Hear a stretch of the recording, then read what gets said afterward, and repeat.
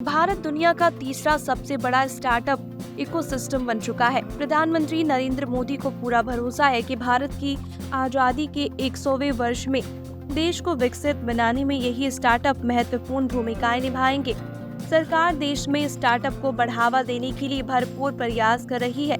देश में startup India programme के तहत भारत स्टार्टअप इकोसिस्टम रजिस्ट्री के अंतर्गत इन्हें निवेश भी उपलब्ध कराया जा रहा है। स्टार्टअप महाकुंभ को बुधवार को संबोधित करते हुए पीएम मोदी ने कहा कि भारत में स्टार्टअप कल्चर तेजी से विकसित हुआ है। स्टार्टअप की यह तरक्की सिर्फ मेट्रो शहरों तक सीमित ही नहीं है, यह अब सोशल कल्चर का हिस्सा भी बन चुके हैं। युवा अपने इनोवेशन को छोटे शहरों से भी बाहर लेकर आ रही है। कुछ सालों पहले शुरू की गई स्टार्टअप स्कीम अब नई ऊंचाइयों को छू रही है। ये हमारे विकसित भारत 2047 के लक्ष्य के साथ कदम ताल कर रही है। उन्होंने कहा कि देश की तीसरी सबसे बड़ी इकोनॉमी बनाने में स्टार्टअप महत्वपूर्ण भूमिका निभाएंगे।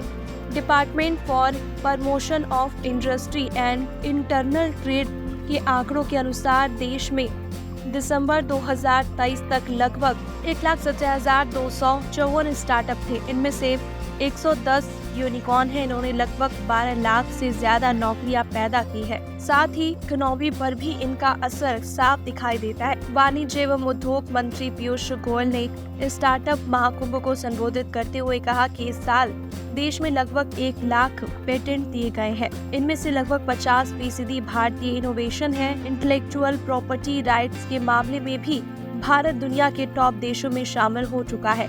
स्टार्टअप महाकुंभ को आयोजित करने में भारत सरकार समेत एसोचेम, नेस्कॉम और इन्वेस्ट इंडिया जैसी कई संस्थाओं में सहयोग दिया है।